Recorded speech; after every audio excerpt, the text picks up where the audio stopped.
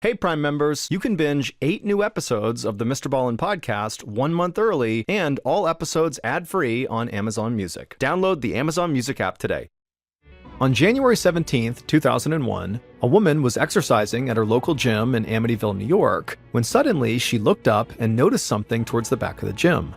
At first she couldn't tell what it was, and so she wiped the sweat from her face, and then she looked again, and when she realized what she was looking at, she pointed and screamed. And what she saw would send fear all through the town of Amityville, a town that was already famously linked to mass murder and a possible demon possession. But before we get into that story, if you're a fan of the strange, dark, and mysterious delivered in story format, then you've come to the right podcast because that's all we do, and we upload twice a week, once on Monday and once on Thursday. So, if that's of interest to you, the next time the Amazon Music follow button asks you if they can have a bite of your sandwich, tell them yes, of course. And then right as you're about to hand it over, immediately retract your hand and shove the entire sandwich into your mouth and turn around and walk away. Okay, let's get into today's story. I'm Dan Taberski. In 2011, something strange began to happen at a high school in upstate New York. A mystery illness, bizarre symptoms, and spreading fast. What's the answer? And what do you do if they tell you it's all in your head? Hysterical, a new podcast from Wondery and Pineapple Street Studios. Binge all episodes of Hysterical early and ad-free on Wondery Plus.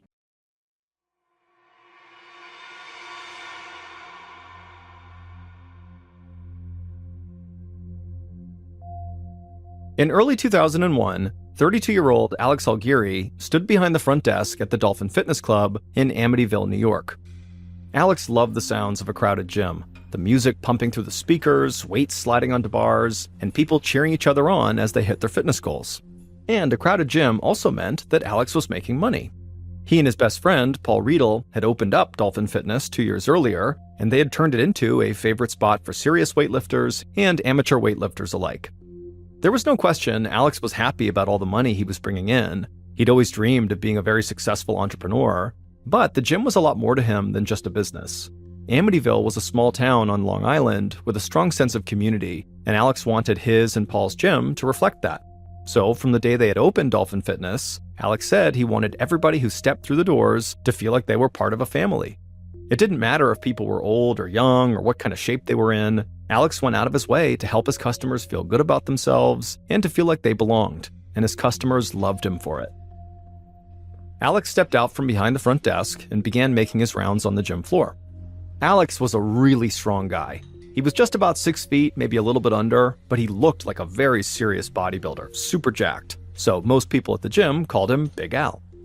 Alex had dark hair and a dark goatee, and on this day he was wearing a long-sleeved black shirt and tight jeans, his standard outfit at work. Alex said hello to just about everybody on the gym floor. He knew pretty much everybody by name, and he was excited to see some new members starting off the new year by coming to his gym. Just then, a young man waved at Alex and asked if he wouldn't mind coming over and spotting him on the bench. And Alex said that was fine, and he walked over to the bench press, and Alex told the young man he'd be ready to grab the bar if the young man struggled to lift it. So the young man took a deep breath, he grabbed the bar, brought it down to his chest, and then in one slow but steady movement, he pressed the bar all the way up, and Alex spotted him the whole time shouting words of encouragement, and then finally when the young man had fully extended his arms and fully did a rep, he racked the bar, and he and Alex exchanged high fives and cheered like he'd just won the Super Bowl or something. Just then, Alex turned and saw a couple of people standing by the front desk.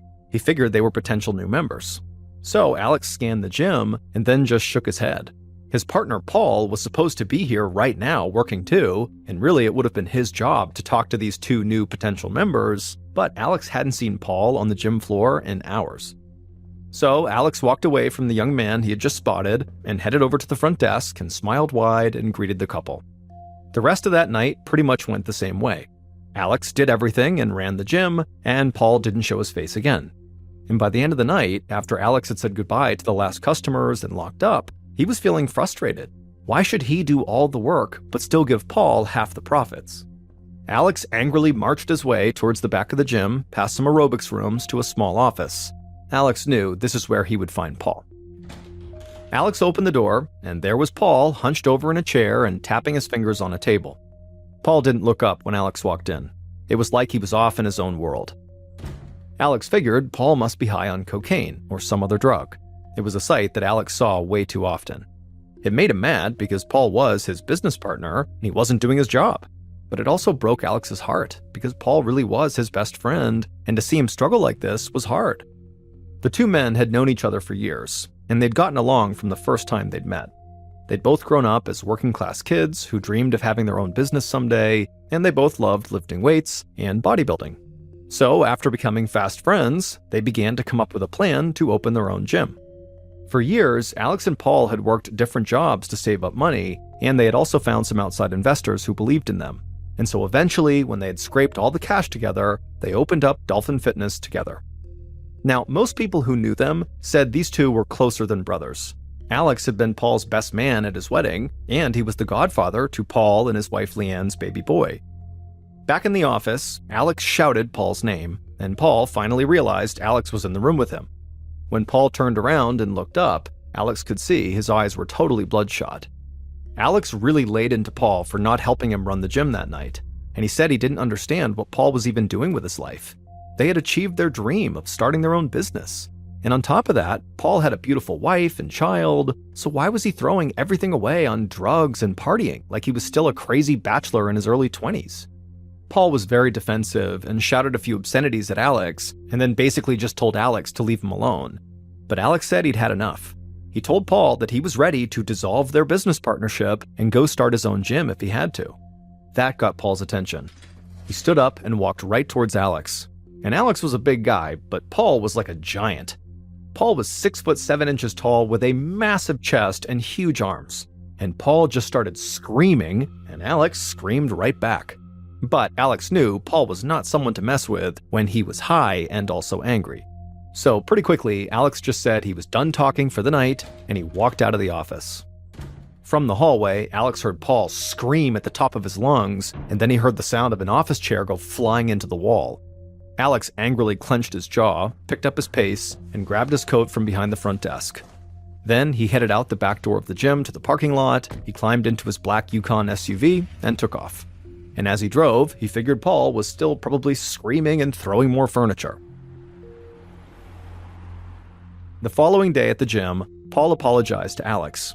Alex was used to this. His friend would do drugs, he would lash out, say stupid things, and then feel bad about it the next day and say he was sorry. Alex accepted Paul's apology like he always did, but he just felt tired from having to deal with the same thing over and over again. Alex was all about family, and he loved the people close to him almost unconditionally. But even he was reaching a breaking point with Paul, and he knew he was not the only one who felt this way. Paul's wife, Leanne, was also fed up with Paul's drug use and angry outbursts. In fact, she was so upset with her husband that she'd gone to stay with her mother in Florida until she could figure out if she even wanted to stay married. Alex knew that Leanne leaving had made it really hard on Paul, but he couldn't blame her. After all, the night before, Alex had threatened to leave Paul and go start his own gym.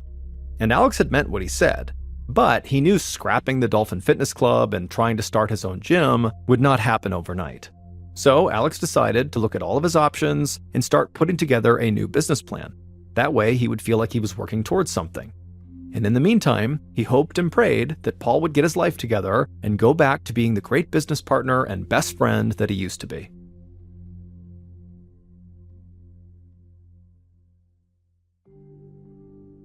A couple of weeks later, on the night of January 17th, 2001, Alex was back behind the front desk at the gym. Paul had taken a couple of nights off, which left Alex to run the place on his own. But Alex was used to that, and he really hoped the time away from the gym would do Paul some good. Alex made his usual rounds on the gym floor, talking to customers and encouraging the weightlifters, and then at some point, he heard a woman who was over on the exercise machines shout "Big Al" over the music.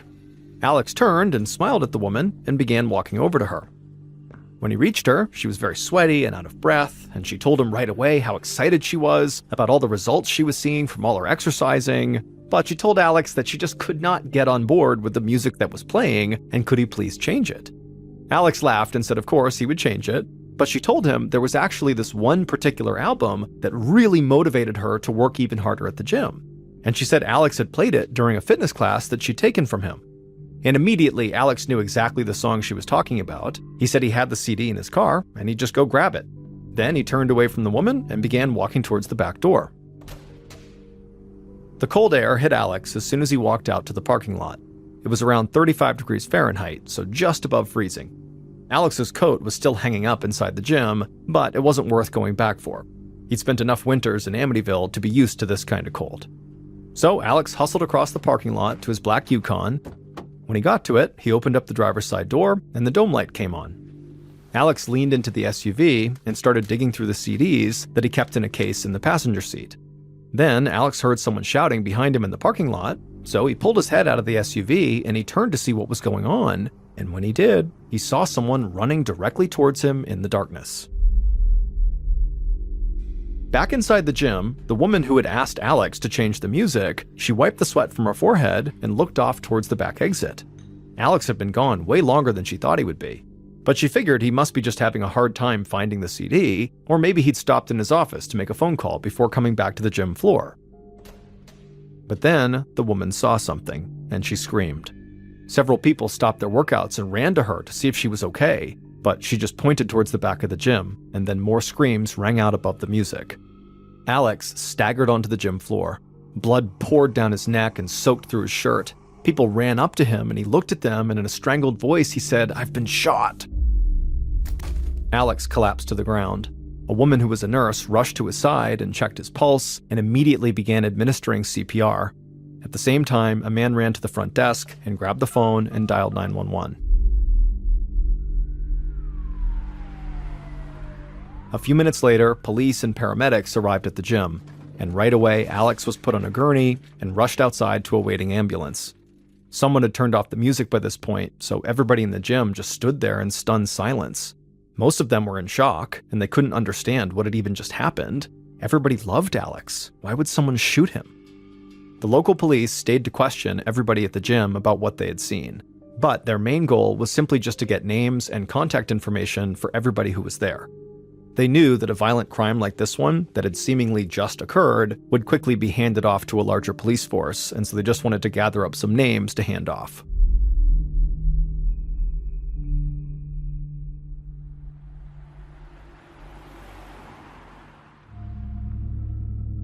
A couple of hours later, Detective Robert Anderson of the Suffolk County Police Department stepped out of his car in front of the hospital.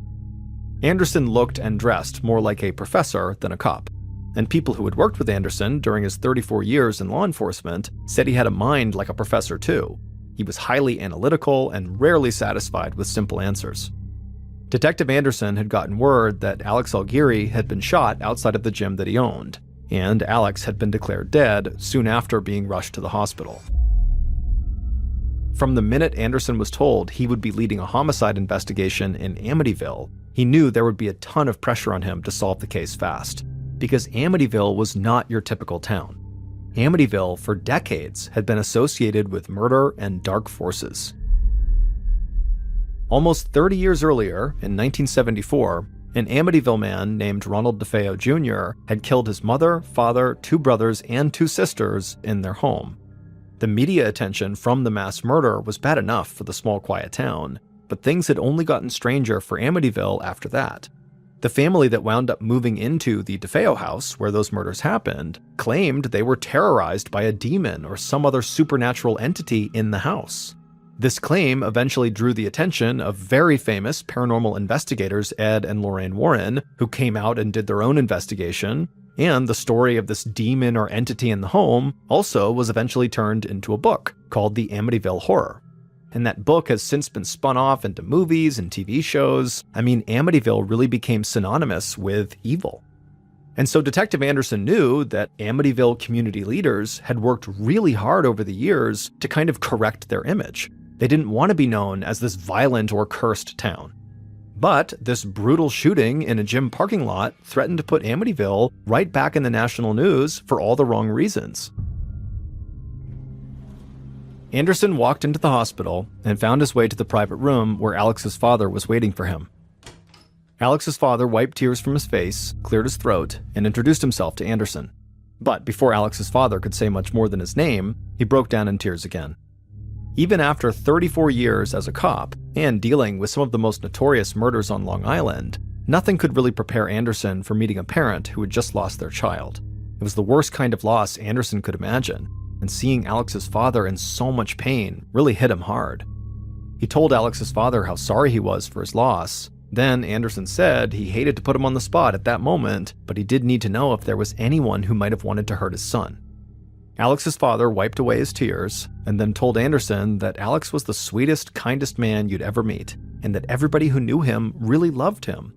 But then he said there definitely was one person who could have done this to his son: Alex's best friend and business partner, Paul Riedel. It turned out Alex had told his father all about Paul's drug use and his partying, and he had also told him that he was thinking about scrapping the business with Paul and going out on his own. Anderson thanked Alex's father for his help and told him how sorry he was again. Then Anderson left the hospital and drove back to the station. He wanted to gather as much information as he could on Paul. It didn't take long for Detective Anderson to discover that Paul had had more than his fair share of run-ins with the law. He had served time in prison for drug charges and armed robbery, and he had previously been linked to an illegal sports gambling ring.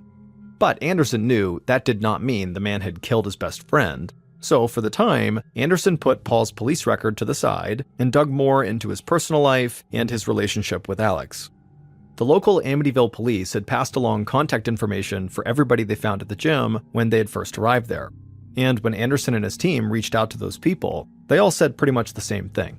Alex was like family, and everybody loved him. But Paul, he was a mess, and he definitely was capable of shooting Alex. Some of Alex's family and closest friends were even more straightforward when they spoke to Anderson. They said they were sure Paul had to be the murderer. So Anderson knew he would just have to go talk to Paul, but he didn't want to drag Paul to the station and chuck him inside of an interrogation room just yet, because he feared as soon as he did that, all of Amityville would decide Paul really was guilty. And so that could potentially destroy an innocent man's life, and it could put even more pressure on police to arrest someone before they were actually ready. So Anderson actually came up with a fairly outside-the-box way to question Paul that was not super formal. Now, it was not going to be ideal by any means, but it was an opportunity Anderson didn't want to miss. His team would talk to Paul at Alex's funeral. Days after Alex's murder, a line of cars stretched out down the street in front of a local funeral home, and they wrapped around the corner. Hundreds of people had come to pay their last respects to Alex. Detective Anderson filed into the funeral home behind a group of mourners. It was common for investigators to attend funerals for homicide victims. It gave them a chance to watch how potential suspects acted. But Anderson was really just there to observe Paul and to see if he could get any information from Paul after the service was over. Anderson watched as Paul made his way to the front of the chapel inside of the funeral home. And it immediately became clear to Anderson that it didn't matter to other people that Paul had not been brought in for questioning yet. Clearly, they had already decided Paul was guilty. People literally shouted at Paul as he walked down the aisle towards his best friend's coffin. They told him to leave and said how dare he show his face here. Paul didn't engage with any of them. He just stared at the floor and clung to his wife Leanne as he walked. Detective Anderson couldn't get over how small this enormous guy seemed to look at this very moment. But Anderson didn't know if he should feel sorry for Paul or if he was just being too cautious and too analytical. Maybe everybody else was right. Maybe this case was clear-cut and Paul really was the killer. Anderson watched as Alex's friends and family talked about how much Alex had meant to them and how proud they had been of him. Alex's father fought back tears and spoke about all the special times he'd shared with his son. Then he broke down and said Alex would never get to experience those kind of moments with a child of his own because someone had taken that chance away from him. After the funeral was over, Anderson and some other members of his team separated from the throng of mourners and followed Paul and his wife Leanne outside. The investigators approached, and as they did, Paul suddenly stood up to his full height. Suddenly, the small, kind of sad-looking man Anderson had seen inside had disappeared. Paul now looked angry and huge. Clearly, he did not like the fact that police were bothering him at his best friend's funeral. Anderson assured Paul they were only trying to get some basic information. So Paul just said he loved Alex, he would never hurt him, and on the night of the murder, he said he was with friends in another town. For a minute, Anderson figured his big plan to try to question Paul at this funeral was going to turn into a total bust. But right as he was about to give up on this approach, something suddenly stood out to him. Paul's wife, Leanne, was standing next to her husband doing her part as a very supportive spouse. But Anderson had briefly spoken to Leanne in the days following the murder, so he knew that she and Paul had serious problems in their marriage and that she had even gone to Florida to get away from Paul. And so now Anderson wanted to know if she had had like a big change of heart about her husband, which is why she was now being so supportive, or if she was acting supportive out of fear. If Paul had really killed Alex and Leanne knew about it, was she just afraid she'd be next if she didn't support him?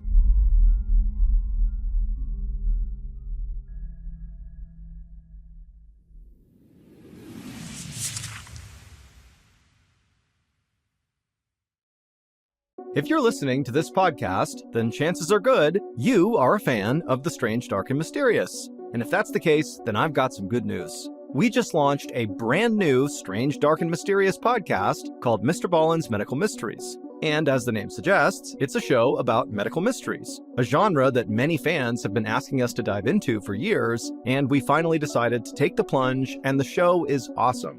In this free weekly show, we explore bizarre, unheard of diseases, strange medical mishaps, unexplainable deaths, and everything in between. Each story is totally true and totally terrifying. Go follow MrBallen's Medical Mysteries wherever you get your podcasts, and if you're a Prime member, you can listen early and ad-free on Amazon Music. Hey all you fans of The Strange, Dark, and Mysterious, it's me, MrBallen, and today I have some big news. It's something I'm holding in my hands right now, and so obviously you can't see it, but this is something you're really going to want to see. It's the first ever official MrBallen publication. It's a graphic novel, and it's called MrBallen Presents Strange, Dark, and Mysterious, The Graphic Stories. It's an anthology of both classic and brand new terrifying stories that we've never covered on any of my other platforms, because we created them specifically for this first book. Each of these stories in the book are feature-length MrBallen stories that really needed to be told visually. And the artwork in this book is, I'm looking at it, and it's just absolutely stunning. So the book is not actually coming out until my birthday this year, October 1st, but you can pre-order it right now at book.ballenstudios.com. Again, that's book.ballenstudios.com. On January 23, 2001, so 6 days after the murder, Detective Anderson met with Leanne at her grandmother's house in a small town that was not too far from Amityville. Leanne was short and thin with long brown hair, and she sounded like a native New Yorker. She led Anderson into a warm, rustic-looking kitchen, and they sat down at the table. Anderson didn't want Leanne to feel like she was being interrogated, so when he spoke to her like they were just two friends catching up. Anderson asked Leanne about the funeral and how she felt when she was there, and very quickly she made it clear that she had not gone there out of fear or anything like that. She had been there because she loved her friend Alex, and she wanted to support her husband Paul. She said that despite their marital issues, they really had been working hard on their marriage. But Anderson wasn't convinced, and so he pressed Leanne a bit, and he asked what had happened that made her leave New York and go to Florida in the first place. Leanne said she'd left because Paul was partying and doing drugs, and she felt like that was a terrible environment for her kid. But Leanne was clear that she did not believe Paul would ever kill his friend Alex. Sure, the two men fought sometimes, but they were like brothers, and brothers fight. She knew Paul loved Alex. Anderson said he understood, and then he asked her if there was anything else she could think of that might help with the investigation. Leanne shifted in her chair and then looked around the room like she was trying to make sure nobody else was listening. Then she leaned closer to Anderson, and in a quiet voice, she told him there was something going on that he needed to know about. Paul had gotten into trouble with the mob, and he had actually received a rat card in the mail.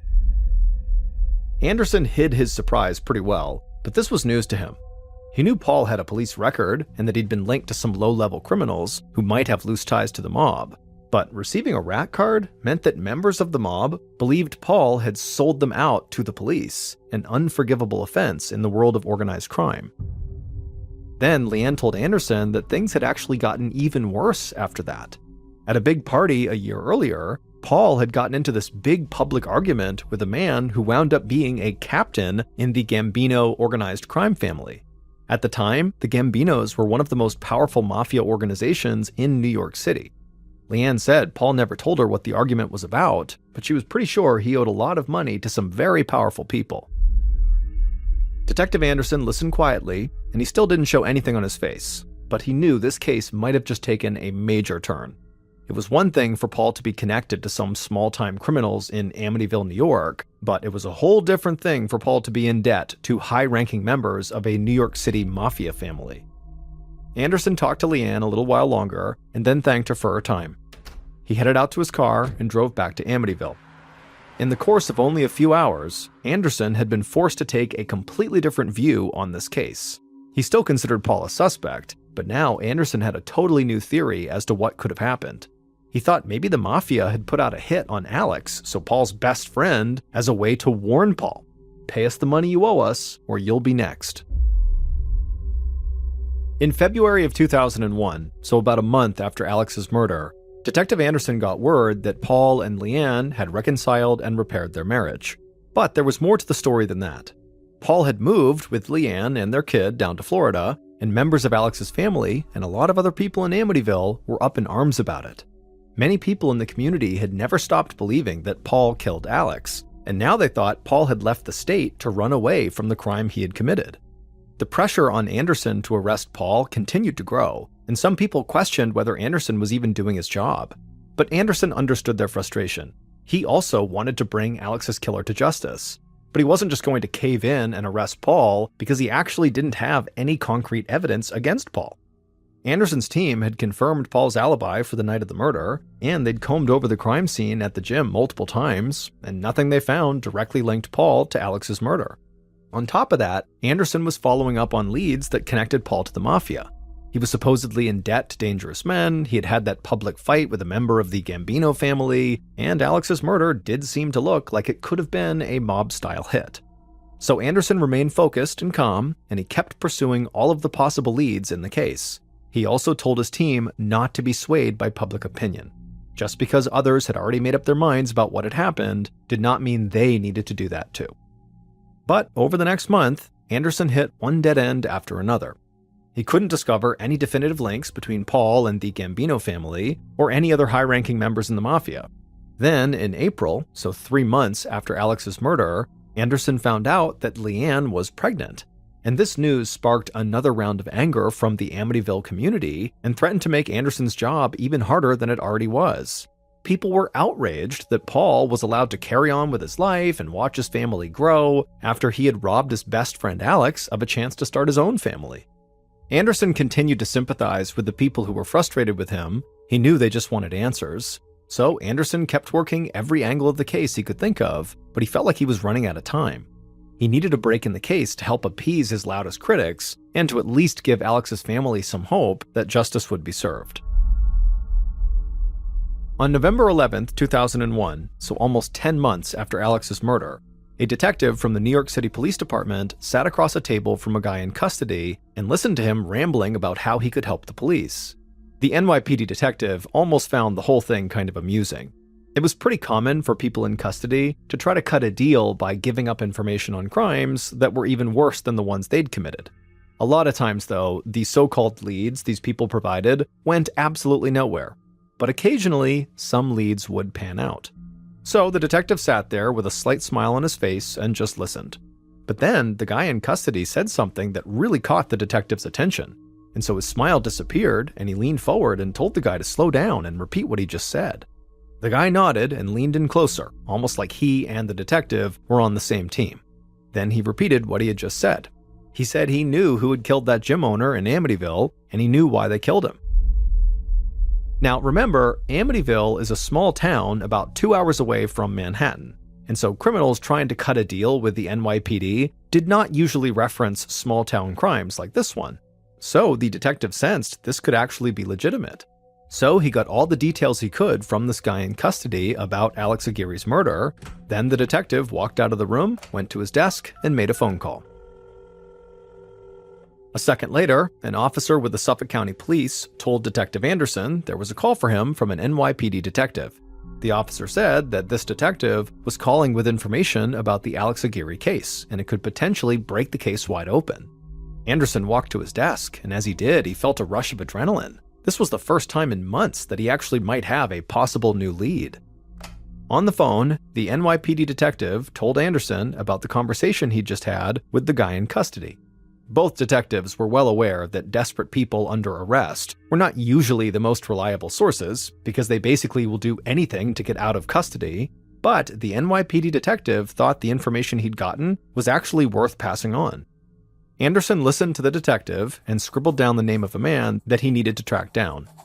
Anderson thanked the NYPD detective for his help, and then he quickly rounded up his team and told them they might finally have a major break in the Alex Aguirre case.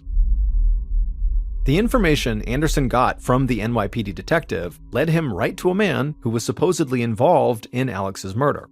The man was clearly struggling with drug addiction, he seemed jittery and all over the place when he spoke, and he spun a wild story about how and why Alex had been murdered. At first, Anderson wasn't sure he could believe anything this man told him, but Anderson and his team dug deeper into the man's story, and several of the details checked out.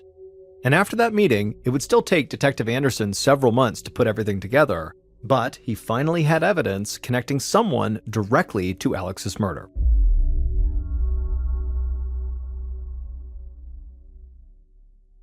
Based on interviews conducted throughout the investigation and evidence found at the scene, here is a reconstruction of what police believe happened on the night of January 17, 2001, when somebody murdered Alex outside of his gym.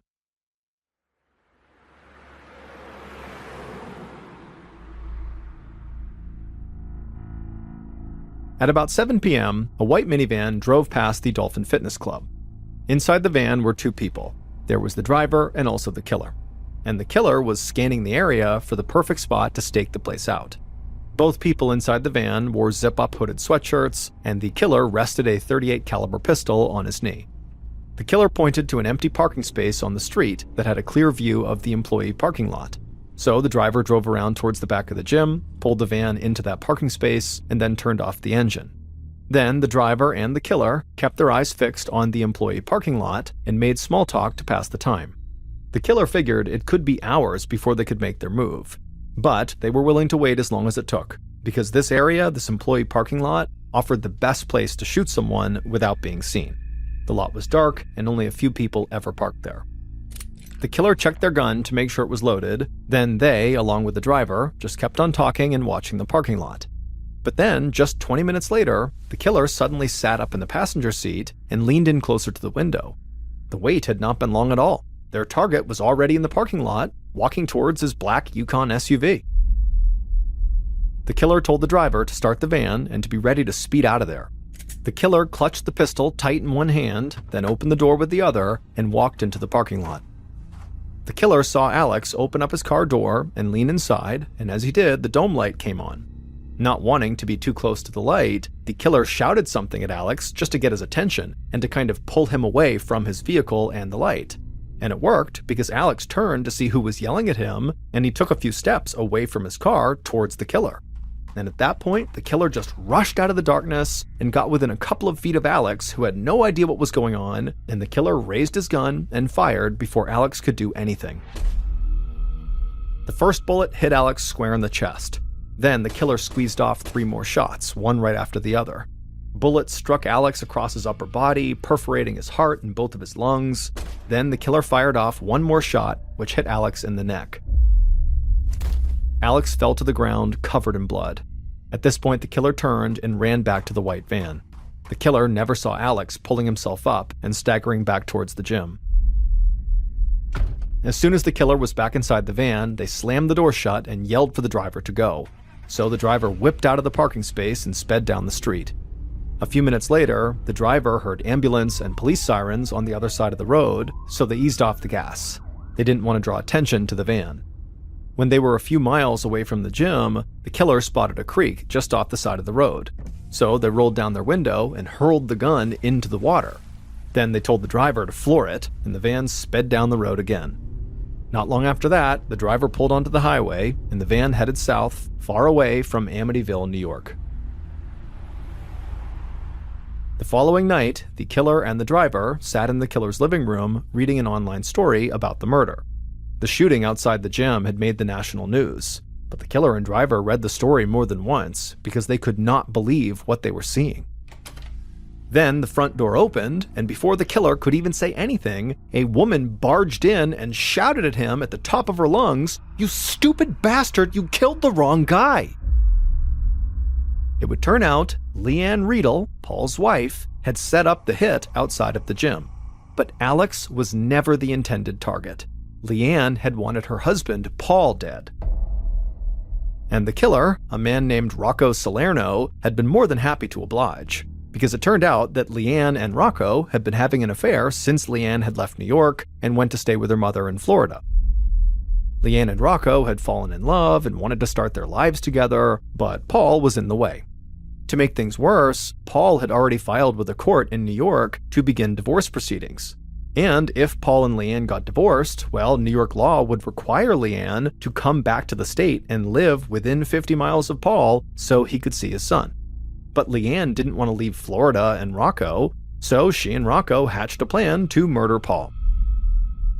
Rocco paid a guy he knew $3,000 to drive him to New York, scope out the gym with him, and serve as his getaway driver after the shooting took place. So, on the night of the murder, Rocco and this driver are sitting there and they see this huge guy walk into the parking lot and he goes to his black Yukon, and Rocco thought this was his target because Paul was also a big guy who happened to own the same make and model of black Yukon that his best friend Alex owned. So Rocco rushed out of the van and gunned down Alex in cold blood, not realizing he had shot the wrong person. When Leanne discovered what had happened, she came up with a way to try to fix things. She reconciled with Paul so he wouldn't divorce her and make her move back to New York. Then she convinced Paul to move to Florida because so many people in Amityville, including his friends, were treating him like a murderer. And then once they were back in Florida, Leanne just continued her affair with Rocco. And her plan was to divorce Paul after both of them had become Florida residents, because that way she would not be forced to leave the state. And all of this came to light after the guy in custody with the NYPD told police he had information about Alex's murder. It turned out the guy in custody actually happened to know the driver of the white minivan, and so this guy in custody had actually heard all the details of everything that had happened during the murder. So Detective Anderson tracked the driver down, and he discovered that the driver was struggling with a drug problem, and the driver said that's why he had accepted the $3,000 to drive Rocco to and from the gym in Amityville, and the driver quickly cut a plea deal, and he would give authorities everything they needed to bring Rocco in. But even with Rocco in custody, Leanne denied having anything to do with the murder. She said she had always loved Paul and that they had even had a second child together. Leanne also tried to act like she barely knew Rocco. But soon it became clear that the child that Leanne had recently given birth to was not her husband Paul's, it was Rocco's child. And at that point, all of Leanne's denials about her role in this murder quickly fell apart. The actual killer, Rocco Salerno, was convicted of conspiracy and first-degree murder and was sentenced to life in prison without parole. As for Leanne, she was convicted of conspiracy and first-degree murder as well, and was sentenced to 25 years to life in prison. She continued to maintain her innocence and appealed her conviction, but the appeal was denied. Alex's best friend Paul might have had some demons, but he had nothing to do with his friend's murder. Paul was granted custody of his and Leanne's child, and with his child, he returned to Amityville. He ended up renaming the gym Big Al's Family Fitness in honor of his fallen friend, and Paul has said that he strives to live his life and run his business with the type of integrity and kindness that would make Alex proud.